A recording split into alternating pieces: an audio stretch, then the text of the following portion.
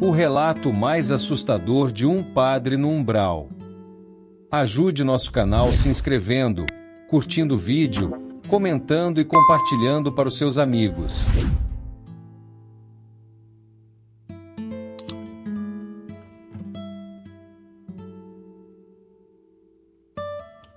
Minha querida Rosa, espero que recebas estas palavras com a mesma serenidade e bondade com que sempre me acolheste em vida. Desde que me foi permitido escrever-te, a primeira coisa que veio ao meu coração foi a gratidão pela dedicação que sempre demonstraste por mim, pelas tuas mãos cuidadosas e pela tua paciência com este velho padre que, mesmo na saúde frágil, insistia em carregar mais preocupações do que o corpo podia suportar. Tenho saudades, Rosa, de tudo, mas especialmente dos momentos em que, sentados à mesa da sacristia ou no pequeno jardim ao lado da igreja, fazíamos planos para visitar Roma. Ah, quantas vezes falamos do Vaticano, dos museus, das basílicas. Recordo-me da tua empolgação ao descrever como sonhavas caminhar pela Praça de São Pedro e ver o Papa em pessoa. Eu ria, mas, no fundo, desejava isso tanto quanto tu. No entanto, a vida não nos deu esse presente, e o sonho ficou apenas nos papéis e nas conversas. Ainda assim, Rosa, foram momentos felizes, porque sonhar contigo fazia os dias mais leves. Imagino que esteja surpresa, talvez até intrigada, com esta minha manifestação. Eu mesmo, ao descobrir que seria possível falar contigo, fiquei tomado por um misto de emoção e espanto. Há tantas coisas que aprendi desde minha partida, Rosa, tantas coisas que nunca imaginei. Sei que deves estar com uma pergunta na mente, algo que talvez te incomode ou te intrigue. Então, deixo-te com a resposta. Não, eu não encontrei Deus. Logo te explicarei. A minha passagem deste mundo foi mais serena do que eu poderia imaginar.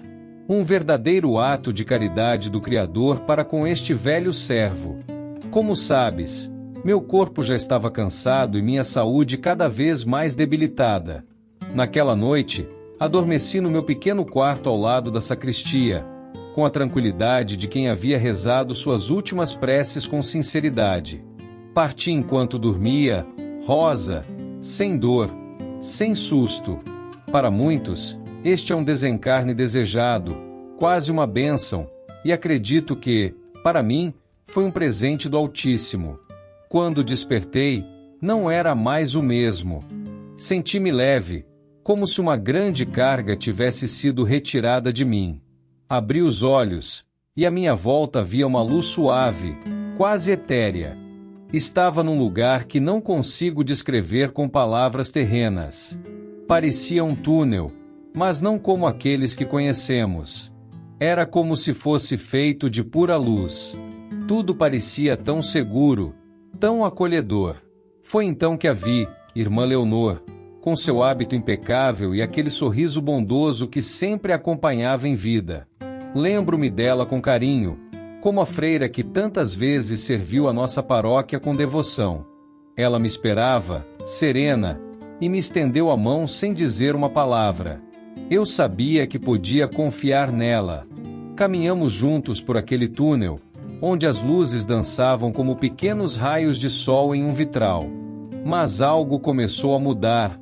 Rosa, a luz que nos cercava começou a diminuir, como se estivesse sendo abafada. Uma névoa sutil, rasteira, surgiu ao redor dos meus pés. No início, não parecia ameaçadora, mas foi crescendo, espalhando-se, até que tudo ao meu redor se tornou um véu de neblina densa. A certa altura, já não conseguia mais enxergar irmã Leonor.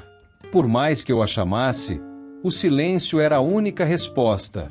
Foi então que os sons começaram. Primeiro, gemidos abafados, quase indistintos. Depois, o que parecia ser um choro angustiante, carregado de sofrimento. Algo dentro de mim começou a estremecer quando percebi que aquele choro, Rosa, era como se fosse o choro de meu pai. Reconheci aquele som, aquela melancolia, mesmo sem entender como. Ao sair daquele túnel que parecia feito de luz, encontrei-me num lugar que não era nem céu, nem inferno, mas algo muito mais próximo daquilo que carregava dentro de mim. A planície árida e nebulosa que me cercava era tão real quanto os lugares que um dia chamei de lá, e ao mesmo tempo tinha algo de profundamente real. A confusão tomou conta de mim. Onde estava a irmã Leonor, que caminhava ao meu lado? Onde estava Deus, que eu sempre preguei como presença constante em nossas vidas? Senti um aperto no peito, Rosa, como se algo dentro de mim estivesse sendo espremido por mãos invisíveis. Olhei ao redor, buscando qualquer sinal de vida, qualquer indício de direção, mas havia apenas o vazio. Comecei a caminhar, sem saber para onde ia, guiado apenas pela necessidade de me afastar daquele sentimento esmagador de abandono. Foi então que avistei algo à distância, uma estrutura feita de galhos secos, mal formada, como se alguém a tivesse construído às pressas. Um abrigo, talvez? Aproximei-me com cautela e, antes mesmo de chegar, ouvi sons vindos de dentro, gemidos baixos, carregados de dor. Havia alguém ali. Minha curiosidade, e confesso, uma ponta de esperança de encontrar respostas, me impulsionaram a entrar. Quando adentrei o abrigo, a visão que me recebeu foi tanto desconcertante quanto aterradora. Um homem, com uma perna amputada, jazia no chão, gemendo de dor. Ele parecia fraco, quase em agonia, e ao lado dele, uma mala antiga, dessas que hoje só encontramos em fotografias dos tempos passados. Fui tomado por uma curiosidade que beirava o desespero. Quem seria aquele homem? O que fazia ali? Aproximei-me com cuidado, mas ao ver melhor o seu rosto, Rosa, senti um choque tão intenso que me faltam palavras para descrever. O homem era meu pai, não o pai idoso que um dia enterrei, mas uma versão mais jovem, como na minha infância. Sua aparência era vívida, mas carregava as marcas da dor, da luta. Não podia ser real. Ou podia? Seria aquilo um sonho? Seria eu ainda vivo, dormindo, à espera de despertar no meu velho quarto? Meu coração disparou. Um turbilhão de emoções tomou conta de mim. Medo, incredulidade, culpa. Não consegui falar. Não consegui sequer me aproximar. Minha primeira reação foi instintiva, quase animalesca. Fugir. Saí correndo daquele abrigo, deixando o homem, meu pai, para trás. Corri por entre a mata seca e hostil, os espinhos dos arbustos rasgando minha pele, o ar pesado entrando em meus pulmões. Só queria me afastar. Rosa, a dor e o medo me consumiam. Mas quanto mais eu corria, mais os gemidos de dor do meu pai ecoavam ao meu redor. Eram como gritos que ressoavam dentro da minha cabeça, me perseguindo, me puxando de volta. A cada passo, o clima tornava-se mais frio, mais hostil. A névoa, que antes apenas rastejava, agora envolvia tudo, impedindo-me de enxergar a poucos metros. O frio entrava nos ossos, mas o que mais me atormentava eram os lamentos do homem. Eles não cessavam. Pelo contrário, pareciam se intensificar como se o som fosse uma corda invisível que me atava a ele. Por fim, não consegui mais suportar. A angústia era insuportável. Parei, ofegante, e olhei ao redor, perdido. Não sabia onde estava, mas sabia que fugir não me levaria a lugar algum. Com um peso no coração, decidi retornar. Retornei ao abrigo, Rosa, ao som dos gemidos de meu pai, que agora pareciam ecoar em toda a planície. Voltei sem saber o que encontraria ou como enfrentaria o que estava por vir. Algo dentro de mim já começava a compreender que aquele encontro não era um acaso, nem um sonho. Era uma realidade moldada por algo muito mais profundo do que a razão. Algo que estava dentro de mim. Quando retornei ao abrigo e me sentei perto daquele homem, tentando juntar os fragmentos de coragem que ainda me restavam, uma nova percepção começou a surgir. A primeira coisa que me atingiu foi a estranheza de como tudo ali parecia tão real, tão tátil. As pedras sob os meus pés, o ar frio e denso, o aroma da terra seca e até a dor dos espinhos que me feriram momentos antes. Tudo era tão vívido quanto na minha existência terrena. Foi quando compreendi algo que nunca me ocorreu enquanto vivo. A matéria aqui é diferente da matéria do mundo físico.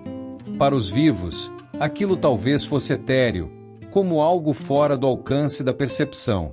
Mas para nós, que já nos despedimos do corpo físico, tudo é absurdamente tangível. É como se as memórias sensoriais do corpo ainda estivessem gravadas na mente, tão nítidas quanto antes.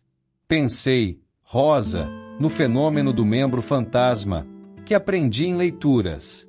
Os amputados que ainda sentem dores ou sensações em um braço ou perna que já não existem. Talvez seja algo parecido. Não temos mais o corpo físico, mas nossa mente, com todas as suas lembranças, cria a ilusão perfeita de sua presença. Tudo o que sentimos lá é recriado aqui. Esse entendimento foi apenas o começo do meu choque. Rosa! O verdadeiro impacto veio com a constatação de que as coisas não eram como eu imaginei, como fui ensinado a acreditar. Onde estava Deus? Onde estavam os anjos que supostamente viriam me buscar? Por que irmã Leonor não me levou para um plano superior, para o descanso prometido? Essas perguntas começaram a corroer minha mente, mas a resposta não tardou a surgir. Eu não estava limpo. Eu não estava puro. Ainda carregava dentro de mim algo que, por anos, preferi ignorar, justificar ou até mesmo negar. O ressentimento que nutria pelo meu pai. Ele não foi um homem fácil de amar. Rosa, sua dureza, sua ausência em momentos cruciais da minha vida, o silêncio onde eu esperava palavras, tudo isso me feriu profundamente.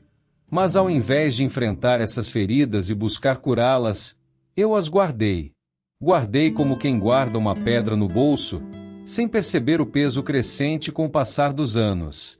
Aqui, neste lugar, não há máscaras, Rosa. Os sentimentos adormecidos, os rancores sutis, tudo aquilo que escondemos de nós mesmos durante a vida se manifesta. Não foi Deus ou qualquer outra entidade divina que me condenou a este sofrimento. Fui eu. Fui eu quem escolheu carregar esses sentimentos corrosivos, quem escolheu não tratá-los, não enfrentá-los. Quando deixei o corpo físico, não me despedi dessas mágoas. Elas vieram comigo. A verdade é dura. Rosa, minha crença religiosa que tantas vezes preguei com convicção não me preparou para o que encontrei.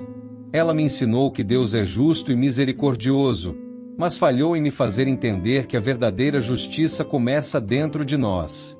Não foi Deus quem me puniu. Fui eu quem criou este lugar com as minhas escolhas, com a minha resistência em perdoar, com a minha incapacidade de me libertar do passado. Então, lá estava eu, diante do meu pai, o homem que evitei em pensamento por tantos anos.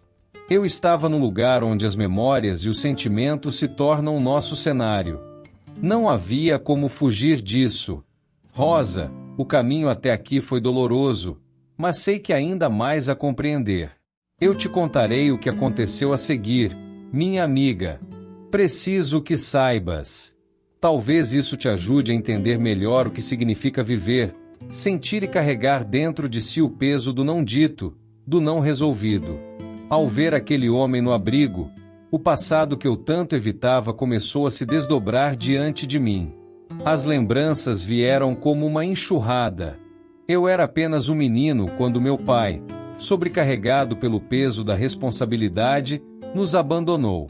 A estiagem, Rosa, foi medonha. A terra seca não dava nada. Os animais sucumbiam e a fome era uma presença constante em nosso lar. Lembro-me do olhar desesperado de minha mãe, tentando manter a família de pé, enquanto meus irmãos e eu buscávamos forças para resistir. Minha irmã mais nova não conseguiu. A desnutrição a levou embora antes de completar 5 anos. Era caçula, Rosa, e sua partida deixou um vazio que nunca mais foi preenchido. Minha mãe, consumida pela dor e pela luta, carregava uma fé imensa, mas seu corpo não suportava mais tanto sofrimento. Mesmo assim, ela esperava o retorno daquele homem que, apesar de tudo, ela ainda amava. 3 anos após o abandono, ingressei no seminário. Para mim, era mais do que um chamado. Era uma fuga, uma tentativa de me afastar daquela realidade insuportável. Durante anos, entreguei minha vida religiosa, enquanto minha mãe, em sua solidão, definhava. Ela partiu esperando por ele.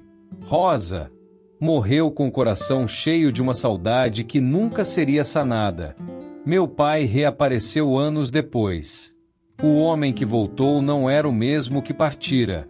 Consumido pelo diabetes, já com uma perna amputada, ele era apenas uma sombra do que foi. Não havia mais força, apenas arrependimento e silêncio. Eu cuidei de seu funeral, fiz as preces e disse a mim mesmo as palavras que julgava necessárias. Deus que tome conta de sua alma. Repeti isso como um mantra, acreditando que, ao dizê-lo, eu estava resolvendo meus sentimentos. Mas não estava. Rosa, eu havia enterrado meu pai, mas não os rancores que ele deixou em mim. E agora ele estava ali, diante de mim, tão real quanto a dor que eu sempre carreguei. Não havia mais para onde fugir. Não havia mais como ignorar. O que restava era encarar aquele homem e o peso de tudo que nos separou. Comecei a cuidar dele, Rosa, não porque queria, mas porque sentia que era meu dever como cristão.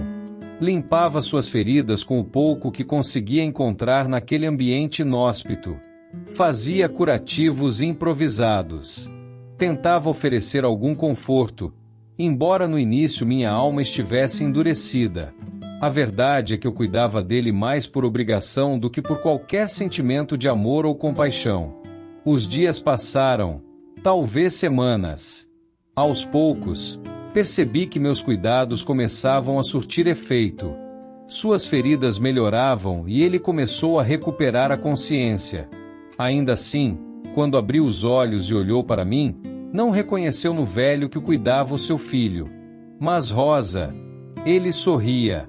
Sorria com gratidão. E aquele sorriso foi como um fio de luz a atravessar a escuridão que me envolvia. Permaneci ali, juntos, por muitos dias. Foi um período de descobertas, de silêncios compartilhados, de olhares que diziam mais do que as palavras poderiam. Aos poucos, comecei a ver nele não o homem que me abandonou, mas alguém que também sofreu, que também carregava suas próprias dores e arrependimentos. E Rosa, comecei a me perdoar. Não foi um processo fácil, mas naquele convívio, eu finalmente comecei a entender que o perdão não é uma dádiva que damos ao outro, mas uma libertação que damos a nós mesmos. Quando senti que o momento era certo, revelei a ele quem eu era. O impacto foi imediato. Ele chorou. Rosa chorou como uma criança. E as únicas palavras que conseguiu dizer foram: perdoe-me, meu filho. Mas naquele momento, percebi que já não havia mais o que perdoar. Tudo já estava resolvido. Foi então que algo mudou. A névoa ao nosso redor começou a se dissipar e, pela primeira vez, senti uma leveza que não experimentava desde minha partida do mundo físico. Ainda mais a contar. Rosa, mas te deixo aqui com esta certeza. Não há força maior do que o perdão. Ele não transforma apenas o outro. Ele transforma a nossa própria alma. Se você gostou de nosso vídeo, não se esqueça de se inscrever, curtir o vídeo, comentar e compartilhar para os seus amigos.